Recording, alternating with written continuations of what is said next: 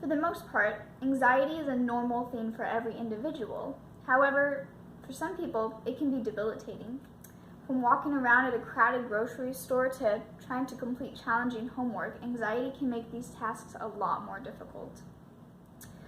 National Institute of Mental Health mentions an estimated 31.9% of adolescents have an anxiety disorder, but there are several ways to deal with it. So for me personally, I've had anxiety since about elementary school, and within the past year it got worse. But fortunately I was able to get help for it, and I'm doing a lot better at coping with it. And so it may not be completely curable, but that doesn't mean you can't control it. Within this speech, I will talk about the ways that you can find relief at home, the benefits of counseling, and the positive outcomes that will come with that. And so to move on, I will discuss the issues related to anxiety. So first of all, it's far more common than we realize.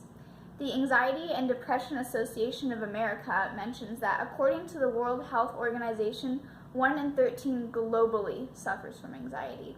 That might not seem like a big number, but considering there's 7.8 billion people on this planet, it's actually quite a high number. But it's also important to recognize the signs and symptoms just in case you may have it as well.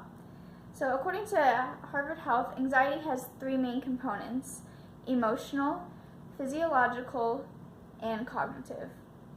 Now for me personally, I usually get racing thoughts with the cognitive perspective. It's very hard for me to stop thinking about one thing. It kind of goes over and over and over in my head, and it gets me very overwhelmed. And with the emotional perspective, I get very upset from it, and I kind of withdraw, and I don't really want to talk to people. And with the physiological aspect, I usually get a racing heartbeat. I get very tense. I can get dizziness and headaches, and I get like shaky as well. And it's really not a very fun experience if you've ever experienced that. And there's not really a single reason for anxiety.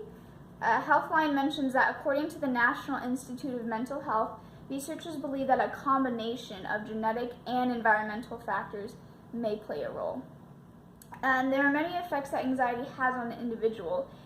They may seem small when you experience them, or if you see other people experience them, but it can really disrupt your life.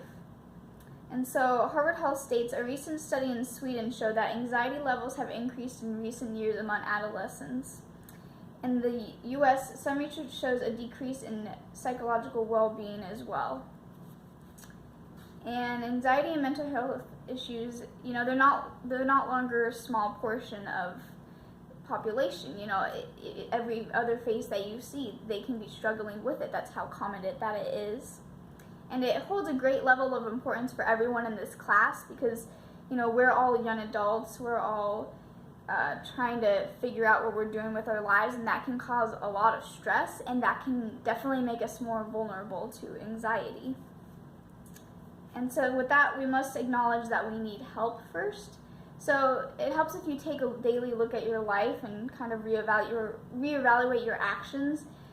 If your anxiety is abnormal, it will affect how you interact with others and your responsibilities.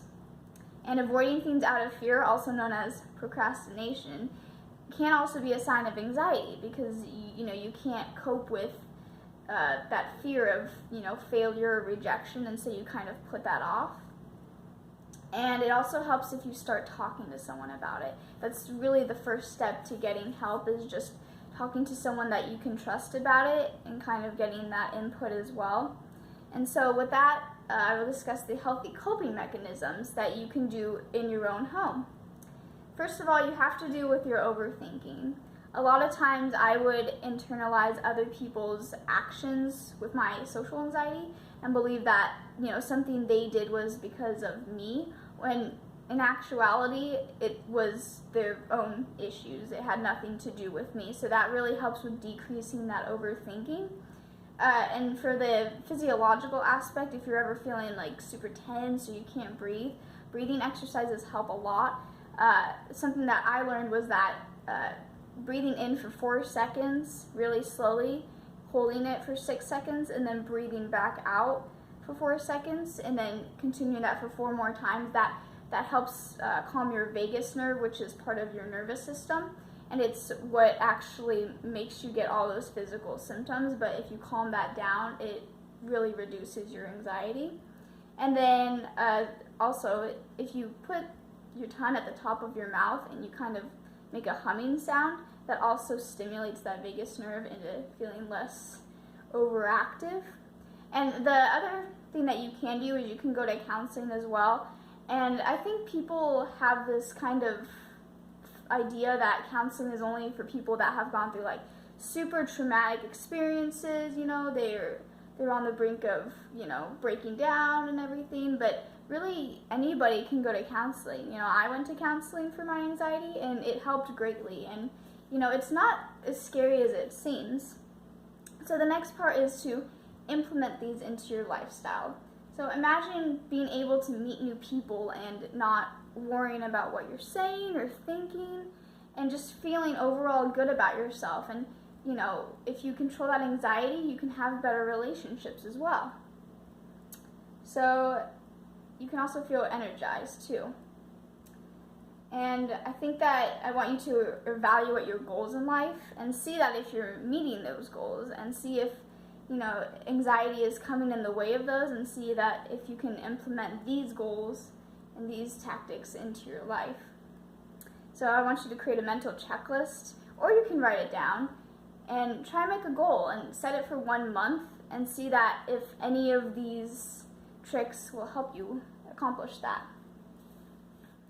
So I've talked about the issues of anxiety as well as ways to find relief for them at home, counseling, and the positive outcomes of these. There are many times in your life where you will feel the weight of anxiety. However, you can always be in control of how you react to that. And that's that.